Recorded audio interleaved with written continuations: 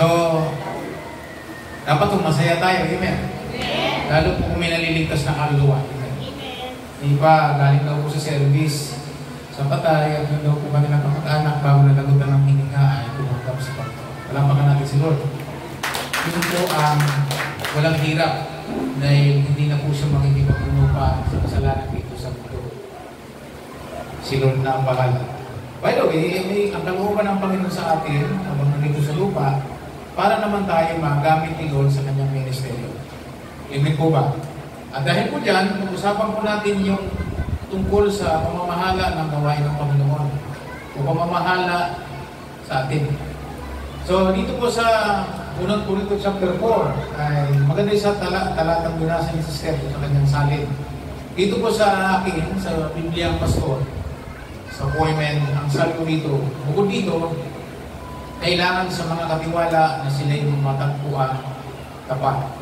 So dito po ay sinasabi na dapat yung mga katiwala magbalik ni Lord, matagpuan sila ay faithful. Sa King James Version, ang ginamit ko ditong salita ay yung salita kong katiwala ay steward. Sino po ni steward? Steward meaning po ay katiwala. Katiwala. Yan po ay binanggit sa Grego. Sabi po sa Grego, ang salitang steward ay translated po sa Greek na oikonomos. Oikonomos, ang ibig sabihin po ay manager. Yung salitang manager na binanggit po sa English version na oikonomos sa Greek, translated sa Greek na oikonomos, na ibig sabihin ay manager, ay nagpapatungkol po ito sa uri ng namamahala, yung tao mismo. Mamamahala sa mga bagay-bagay.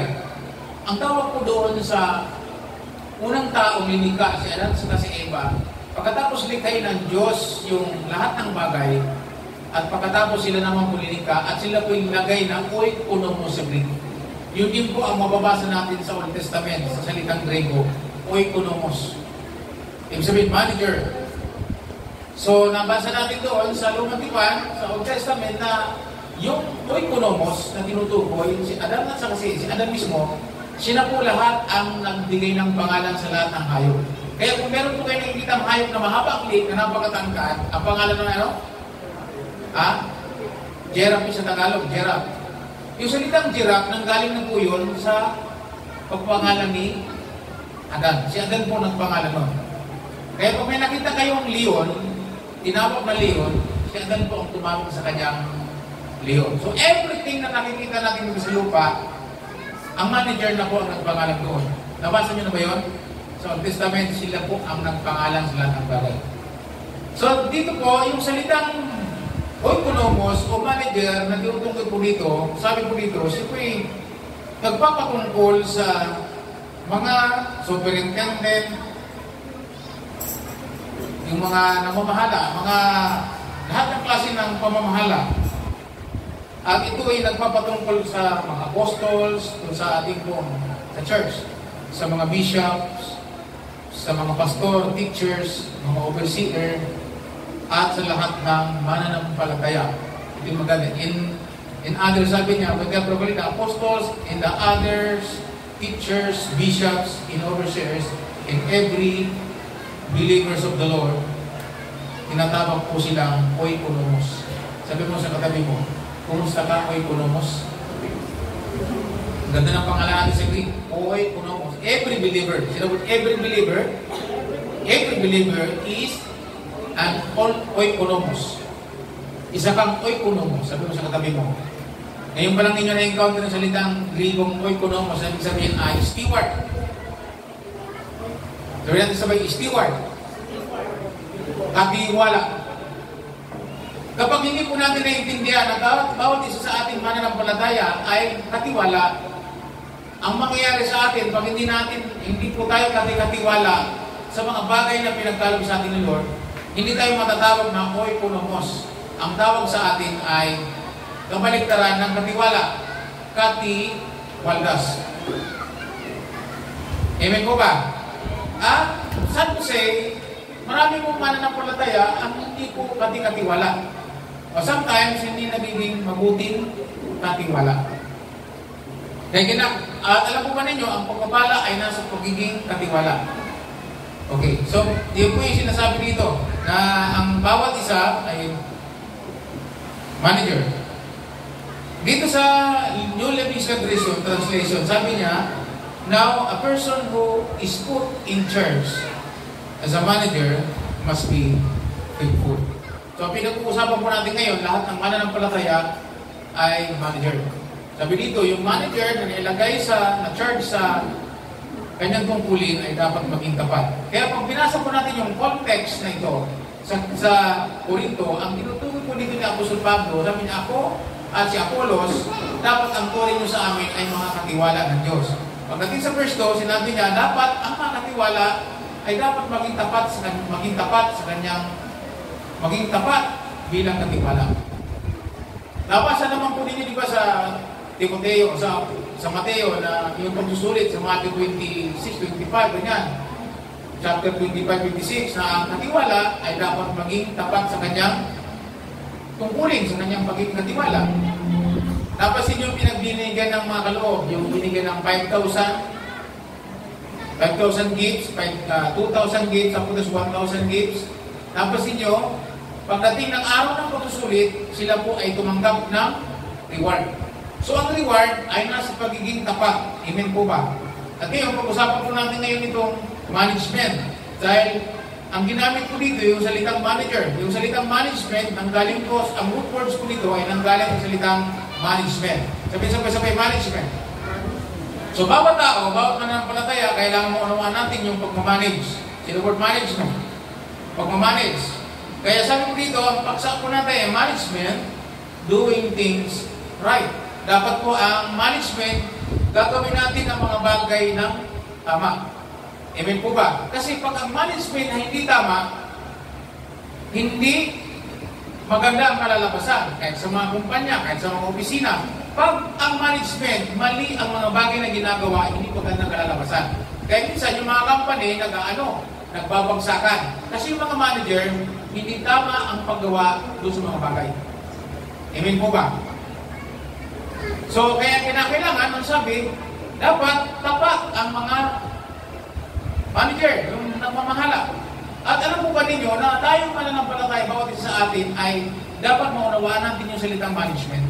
Kaya nga minsan dito, sinasabi ko po, yung mga nag-aral, kung gusto po na yung lalang maging epektibo, dapat kunin po niyo yung management.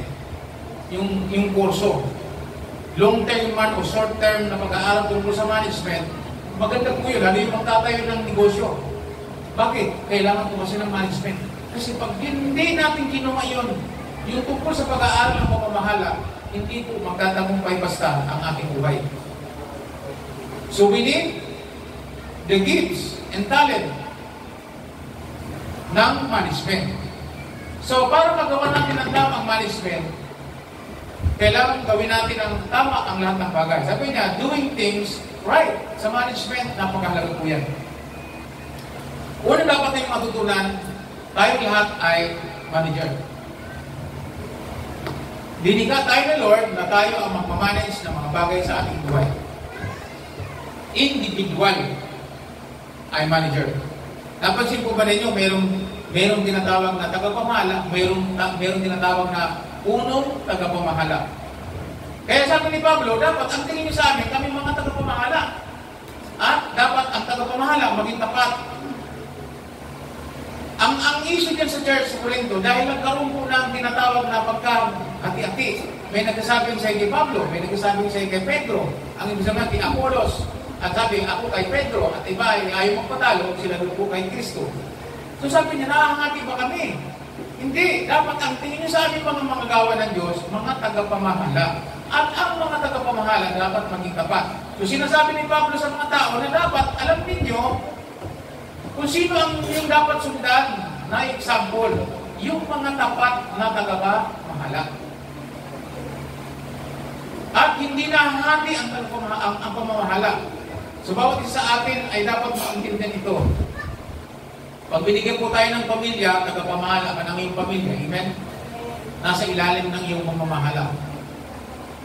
Pati yung asawa, ang babae, nasa ilalim ng pamamahala ng lalaki dahil ang lalaki ang unang tagapamahala ng sambahayan. So, ibig sabihin po, lahat tayo ay ginawang tagapamahala. Pag single ka, tagapamahala ka ng iyong sarili. Ikaw ang magmamanage ng iyong sarili. So, tayo po lahat ay manager. Congratulations, manager. So, dapat ang tawagan natin sa isa't isa, hindi dapat sister, brother. Ang tawagan natin dapat ay ganito, kumusta ka, manager? Sabi mo sa katabi mo, kumusta ka, manager? Alam po ba niyo si equippers kami, ang tawagan namin, lalo sa mga taga-Nueva Ecija, hindi po marinig sa amin yung salitang pastor. Especially, taga-Nueva Ecija, kulturo na po nila. Pag nagtawagan kami, manager, kumusta ka? Sabi niya, huwag mo po tawagin manager. Dapat money lang, jer lang, walang money. Hindi, manager.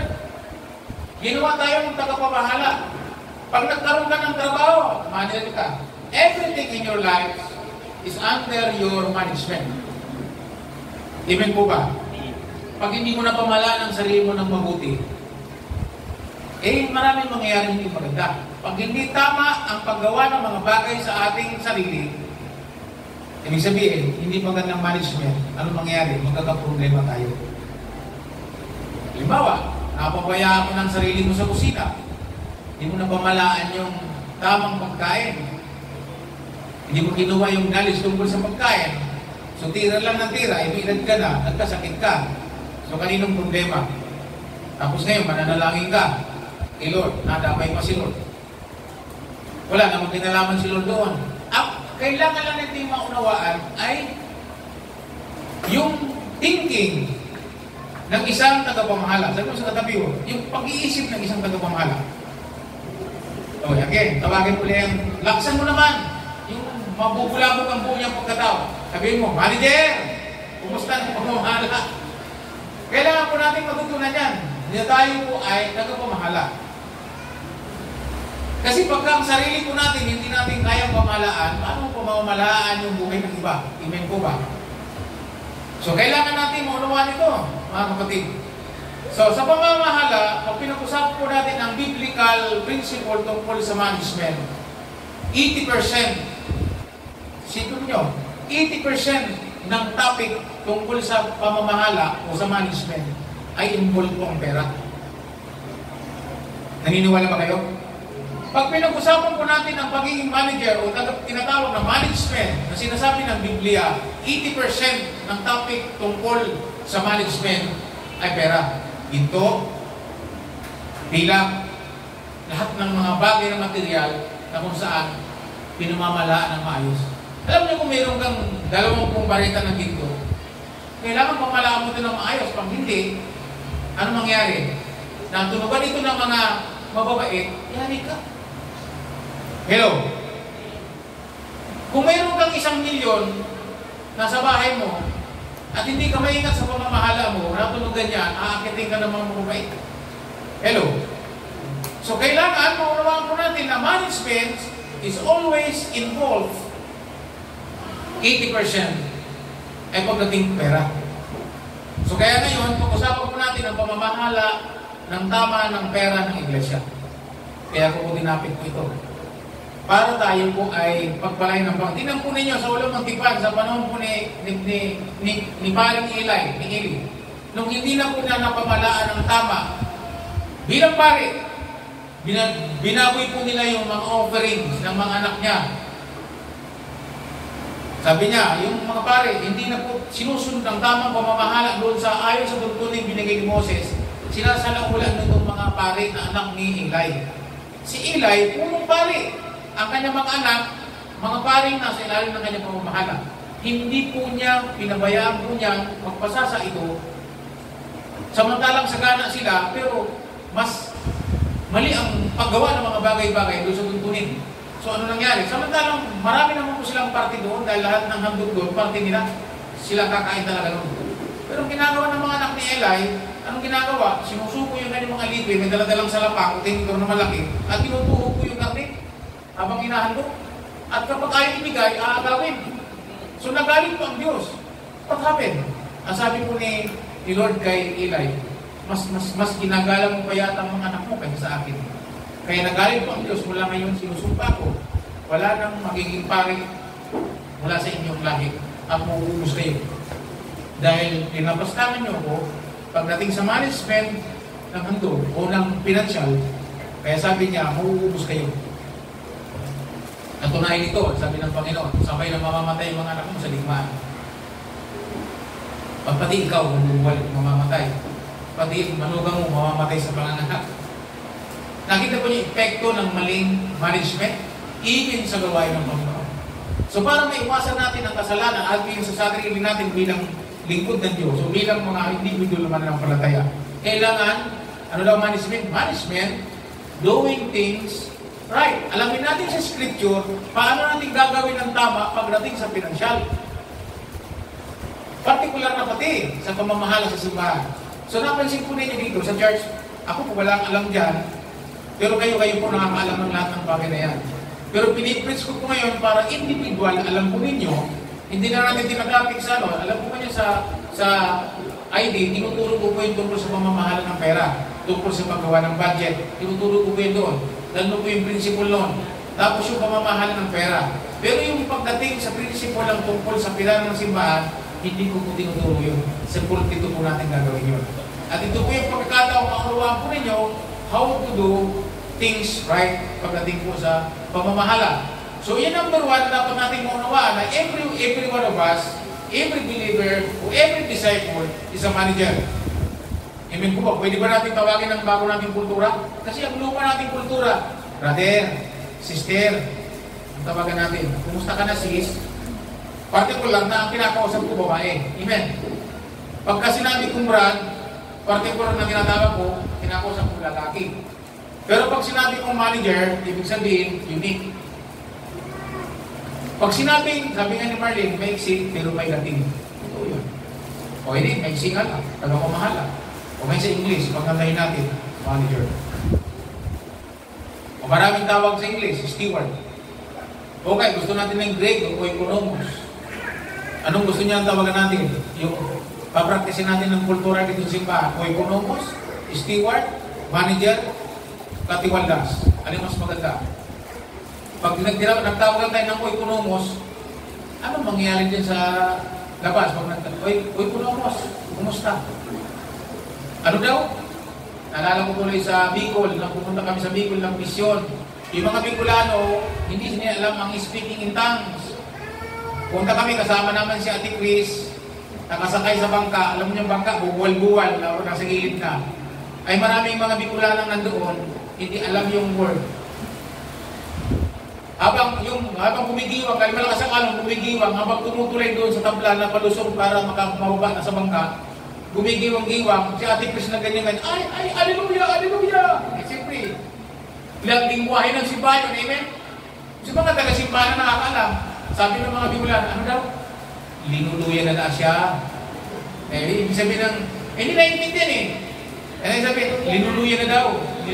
Ibig sabihin, nangihingi na daw, linuluya na siya sa Bicol, nangihingi na daw siya. Siguro pagod sa biyahe. Eh, hindi nagkaintindihan eh. So pag nagtawagan tayo dito ng Greek ng oikonomos, ang tanong ng labas, ano daw? Oikonomos? Kinomos daw. Eh kung magtawagan tayo ng mas naiintindihan, nagtawagan tayo, pag sinabi natin, kumusta ka na, katiwala? Katiwala ka pala ngayon eh. Eh mas magandang manager, amen? Anong magsusunod? May dating, mas magandang, mas may professional na tawag, amen? Pwede ba natin maging kultura natin ng word na manager? Amen? Amen ba? Magtawagan nga kayo ng manager. Kumusta ka manager? Pag nagtawagan tayo ng manager, hello, makinig kayo. Pag nagtawagan tayo ng manager, nagsasabi ito ng ating responsibility. Sa sarili natin, una sa sarili natin, pangalawa sa kapwa natin, sa ating disciples, pangatlo, sa pamilya natin. Sa ibang mga bagay, ibig sabihin, meron tayong responsibility at meron tayo ay magsusulit sa Panginoon. Yung salitang manager, nagpapaalala sa atin na kailangan tayo maging tapat sa pagiging manager. Hello mga kapatid. So yan ang una, every every believer is a manager. Yan. Pwede naman natin practice sa simula. Dapat tanggalin na natin yung salitang brother at sister. Pag believer, pag mananampalataya, o pwede mong tawagin sister yung hindi pa mananampalataya, tawag pa practice ang sister. Pero pag naging believer, ano nang tawag? Manager. Maganda po siya kasi mayroong kaakibat na responsibility na magpapaalala ikaw ay isang tagapamahala. Una sa iyong sarili, pangalawa sa iyong pamilya, pangatlo sa lahat ng mga bagay-bagay na nasa iyo na binigay ni Lord. Mga ari-arian, binigyan ka ni Lord ng mga hayop na lagayin. Kanina maraming sisiw yung anak ko, 8. So, kailangan ko pagpamala ng tama yun kasi yung unang sisiw ng manok, 4 na nga lang, hindi pa napamala ng mabuti. Nung iniwanan ng inahin, inisa-isa ng pusa. Kaya yung galing ko sa pusa, grabe. Sabi ko, pag may hangin ng hiragga ko, paparilin talaga kita eh. Kasi inubos yung 4 na sisiw. Piruin mo, nakadalawang kilo na ng chick booster, tapos bibirain lang ng pusa. Ano dahilan? Kulang sa pamamahala. Kaya ngayon, kinulong na namin. Pakakawala namin pag malalaki na. Kaya na humapon sa puno. Amen po ba? Nakita po ninyo? Maganda magkaroon ng maraming manok, pero pag hindi mo na pamalaan yan, kagastos ka lang dyan. Hello? So, yan ang una. Ang una ay ano? Bawat mananampalataya o bawat alagad ay isang manager. Palapakan natin ang Panginoon. Dapat ang palakpak natin sa harapan mo. Sa tayo, yay! Pagpasta ng manager! Yari ka!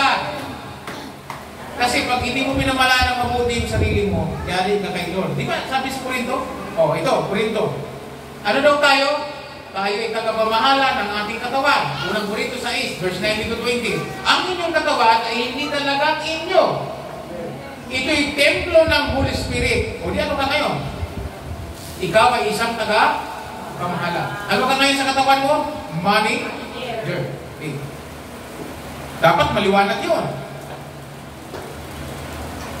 Pangalawa, mayroong tinatawag na punong manager. Kaya ako dito po, pag ang bawat isa sa atin hindi makapag-perform ng maayos sa ating buhay pananampalataya, problema ng pastor yun. Ibig sabihin, may problema ng pastor. Hindi niya ginagawa ng tama ang kanyang tungkulin bilang tagapamahala. Kaya maintindihan niyo kung bakit ganito yung prinsipyo. Pangatlo, mayroon po tayong pinamamahalaan. Dito po sa church natin, ang income ng simbahan, mayroon tayong tithes, offering, project kagay, at portion for the priest. Yung tithes and offering, yan po kinukuha ang 10% na goes to national. Kaya pag hindi tama ang report natin sa tithes and offering, at hindi natin ginawa ng tama mga bagay-bagay dyan, pag-report natin sa national, hindi rin tama. Ibig sabihin, may kaso tayo, ang kaso natin ay hindi tayo tapat sa ating tutuin. So kaya dapat maingat po tayo dyan. Nakita po niyo ako pagdating sa pera, ako po ay transparent. Alam ng mga disciples yan. Pinapakita ko sa kanila yung income na yung mag-asawa, anong ginagawa namin. Pinapakita ko po yun sa disciples. At tinuturo ko maging sa treasurer, hininang na dapat tama ang ginagawa natin pagdating sa pera. Kasi po, pag hindi tayo na pagkatiwalaan sa pera, hindi tayo magandang katiwala. So makita po ninyo, individual pa lang, dapat practice po natin na pagdating sa pera, tayo ay dapat maging tapat.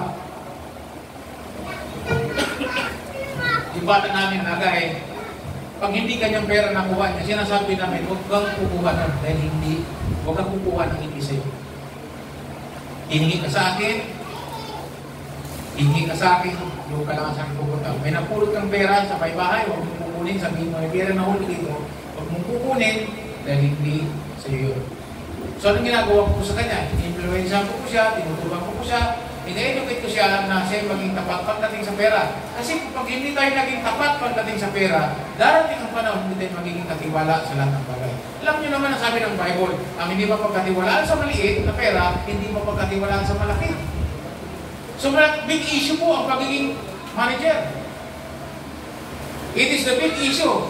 80% nga po ito ng paksa sa Biblia ay tungkol sa pera, sa management. So yung church ay dapat maunawa po natin yan. Yung ating pagkikagay, yan po ay kaloob na iniipon na nandiyan po kay Ninang na binabangko. Iniikot ko yan, chinichik ko yung buwan-buwan. Para po yan, ang sabi ko po nga, dapat makaipon po tayo ng 1 milyon hanggang 2 milyon para makapagawa tayo ng malaking, maganda at majestic na bahay-sambahan na kahit saan ka pumunta, pwede mong sabihin, saan ang church mo? Oo, sa bundok. Pagdating dito sa bundok, makikita nila kung gaano kadakila ang Panginoon. Bundok man. At masasabi po ninyo, oh, sino ang sponsor nyo? Wala. Pumunta ka sa church, malalaman mo kung sino po ang nagpatayo.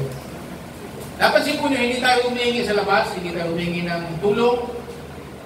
Simulan na po natin ito na dyan ang galing. Napakahalaga po siya. So nag-i-establish po tayo mula sa atin kay kung galing sa maliit lang na simbahan ay napamalaan po natin ng tama ang ating pananalapi ayon sa salita ng Diyos, pagpapalain tayo ng Panginoon. Because management doing things right. Amen po ba? Tingnan po nyo, mag-convention po tayo. Kaya natin magpa-attend ng kulang-kulang 20. Dahil ginawa po natin ng tama ang pagdating sa pera. So kaya ngayong umaga, gusto ko pong gawin natin ng tama ang ating tithes and offering, Project Hagay, our portion for the priest. Bawat isa sa atin. Ito pong financial na ito ay kailangan mapamalaan magmula sa buhay ng isang alagad hanggang sa loob ng simbahan. Kaya ang paksa po natin, management, doing things right. Pagkatapos pasok po natin, church finances. So kailangan church finances, dapat po napapamalaan ng buong iglesia ng tama. Ilan po natin offerings? Ang offerings po natin ay, ilan naman yun? First fruit, di na po natin ilagay dyan kasi first fruit ay sinusubli po yun na nakabukod. At ito po inumidirect na pag ito may gagawin po ng tao, naniniwala sa bagay ito. Amen. Ang nakalagay po dyan, tithes, offering, Project Hagay, portion for the priest. Ngayon, portion for the priest, biblical ba yan? Hindi. Biblical po yan. Even sa New Testament, mababasa mo sa Galatia, saka sa unang Korinto, chapter 9. Na yung mga tinuturuan, dapat magbigay ng percent ng kanyang income para doon sa nagtuturo sa kanila, para siya ay mabuhay. So, yung portion for the priest po natin, yung income po niyan ay binubuo po natin para sa mga manggagawa.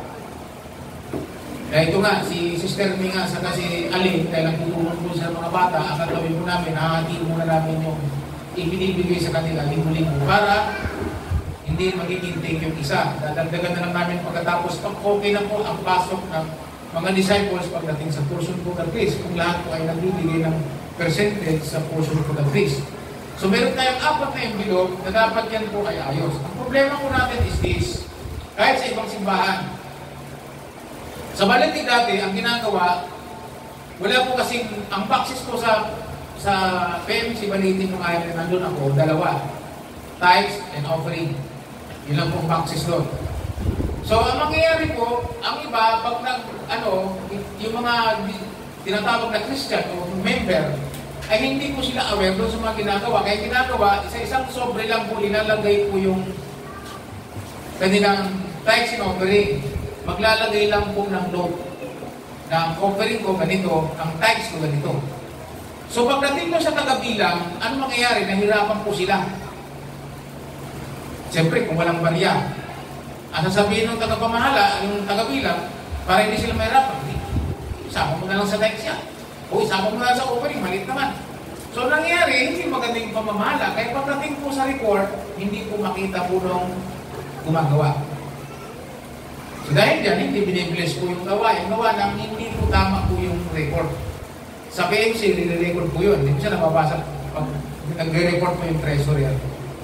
Kailangan pong klaro, mula sa pastor, treasurer, sa secretary, at sa paggawa po ng report, kung bilang, iyan po ay dapat So kaya ang dapat, sino may problema po doon? Problema po yun dahil hindi tinuro ng pastor. Sininang tinuruan ko po yan ng ginagawa sa accountancy ng bago yung paggawa ng report, tinuro kanina yan, 1-on-1. Para magawa niya ng tama yung paggawa ng report. Yan, tinuruan mo si Nina. Ilan na silang tinuruan kung paggawa ng report na yan. Para makita po nila yung Sabi nga nila, marunong na yung treasurer yung gumawa. Opo, tinuruan natin. So, kailangan ituro po ito sa bawat isa sa atin tungkol sa paggawa nito. Kapag kayo po magdadala ng offering, kaya nga po si Sister Baby po, gumawa na po ng 4 na sobre yan. So, huwag ninyong gagawin, yung magdadala kayo ng tithes, offering, Project Hagay na nasa isang sobre lang, tapos gagawa kayo ng note. Dahil walang bariya. So, bahala na si taga-bilang kung saan nilalagay. Alam ko ba ninyo, hindi nyo magagawa nila yun. Lalo, ngayon, sa atin, di ba, pag-habang nagbibilang, mag-learning, nag-aabala yan. Tapos pagka ang panahon na hindi ko maganda, nagmamadali yan dahil baka abutan ng baha. So, mangyayari, masasalaula yung offerings, iba't ibang kalalagyan. So, mangyayari, sino magagalit? Magagalit sa atin si Lord. At ang unang pagagalitan, hindi naman kayo. Sino unang pagagalitan? Yung pastor. Dahil hindi ginawa ng tama. So, ngayon, para hindi ako mapagalitan, para pares po tayo mag-aral sa salita ng Diyos. So makikita po ninyo, dito, yan ang una napamalan. Yung church finances, ayusin po natin. Ngayon, kung tayo mag-offering at hindi, walang barya, huwag nyo muna dalhin. Huwag nyo muna, ay wala kang barya ngayon, hindi mo matchap-chap sa 4 na sobre, huwag ka muna magbigay. Next na lang, siguruhin mong nabukod-bukod. Tulad ng ginagawa namin mag-asawa, nakabukod-bukod na po yan. Kaya tungkulin po ninyo bilang alagad na pagkatapos ng gawain, yung mga sobre po ninyo, dala nyo na pag-uwi. Para pag-uwi po ninyo, doon nyo na tsatsap-tsapin po yan. Huwag nyo hayaan na pupunta kayo sa gawain ng Panginoon. Wala kayong barya, ang pera nyo ay 1,000, 2,000 buo. Tapos ang tithes mo ganito, ganyan, ganyan. Tapos gumawa ka na lang ng papel, isinulat mo, ganito, tithes, offering, Project Hagay, portion po na pres nakalagay. Di ba lang barya? Ano mangyari? Pagkatapos ng gawain, pupunta ka sa treasury, yung sukli ko po. Saan kayo makakapano sa Biblia na pagkatapos magbigay ng offering, pagkatapos hihingi ka ng sukli? Nabasa nyo na ba yan sa Bible? Wala. So, unbiblical, unscriptural, magagalit sa atin ng Panginoon.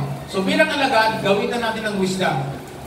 Sabi ko nga kay Jay, kung hindi mo magawang barihan yan, huwag mo nadali sa simbahan yan. At huwag kang hihingi ng sukli kay Ninang at nakarecord. So kung meron mong gumagawa sa atin yan, dahil sa baliti, ginagawa dati yan, nagkaroon ng problema ng simbahan. So sa atin, bilang alagad tayo ngayon, ang practice ko natin ay sa bahay pa lang, chak-chak na po yan.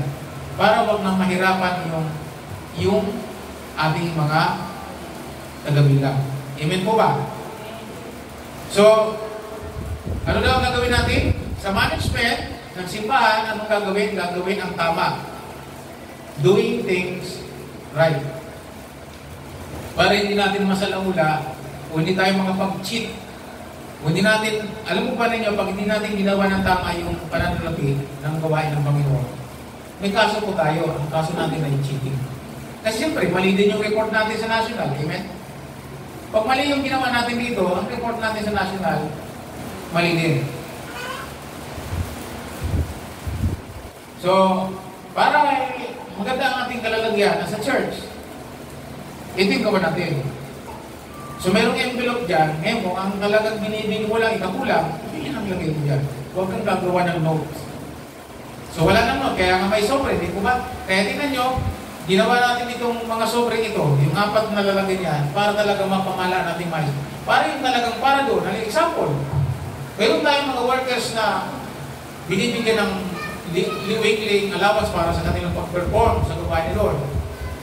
Kung kinukuha ko yun sa portion for the grace, ngayon kung mapupunta ko yun sa Project Hagay, kawawa naman yung mga manggagawa natin. Yung kunting pondong inaano ni Sister Jane, ni Pastora ni Manager Jane, sabi niya, mauubos na. So, manipipisi tayo. So, kailangan natin na nagdadagdag para makadagdag po tayo ng workers na sinusuportahan. Si Marlene nga, hindi na natin nabibigyan pa. Volunteer yan eh. Si Bobby, volunteer yan. Okay. So, hindi naman tama na sila maging volunteer na lagi ng buong panahon. Nasabi si Lord na lang ang bahala sa kanila. Totoo naman yun. Pero problema ng pastor yun. Bakit? Hindi niya nabamalaan ng tama yung pananalapi. So, ang unang dapat matulungan, disciples na katulad mo, na kung magdadala ka ng iyong mga offerings kay Lord, siguruhin mo, see to it na ito ay chap-chap na. Amen? Ngayon, kung walang barya, umanap ka na ng pwedeng magbabarihan. Punta kay Marlene, baka maraming barya, o kay Kinina. Para mahiwa-hiwalay sa sobre. Amen po ba? Amen po ba? Huwag kayong maglalagay ng note, ilalagay ng sobre, pagkatapos ilalagay dito, na ito yung text ko, ito yung offering ko, tapos may sobra pa dyan, kukunin ko mamaya. Walang gano'n na? Ang gumawa ng gano'n, maghahanda na ako ng baril, yung tubig. Ikaw ha? Psh, psh, psh. Yung joke lang. Para magawa natin ng tama po yung ating, ngayon kung walang barya, huwag mo muna dalhin. Itin mo na muna. Basta alam mo yun sa sarili mo. Kasi ang turo po natin ang pamamahala ay dapat tapat. Amen po.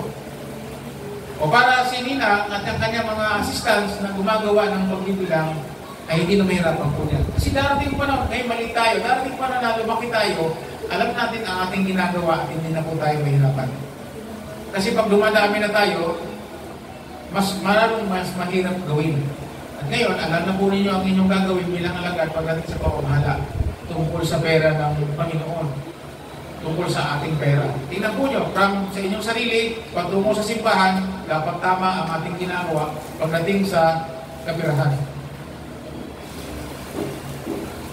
Yan po ay kasama sa ating tinuturo, yung tinatawag nating disciples discipline. Ano po ba ang focus po natin? Ano po ang focus natin? Discipleship. Saan yung heart of God? Ano ba isa? Tatlo yan. Kung naalala ko ninyo. Discipleship, the heart of God. Management, ay hindi.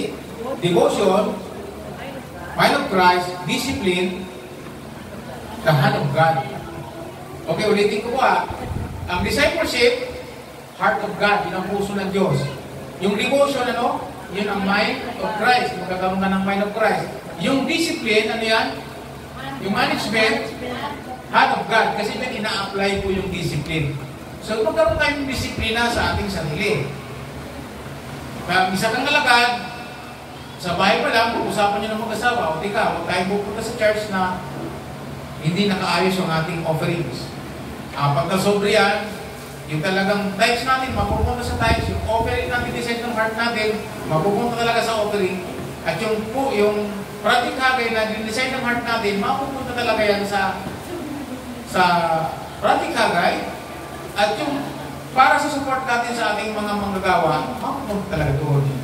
Kasi imagine po ninyo, at tanongin nyo yan si ating ginisaka si Ninang, pag nagbibilang, nakita po nila, nagbibilang sila, may tagalista.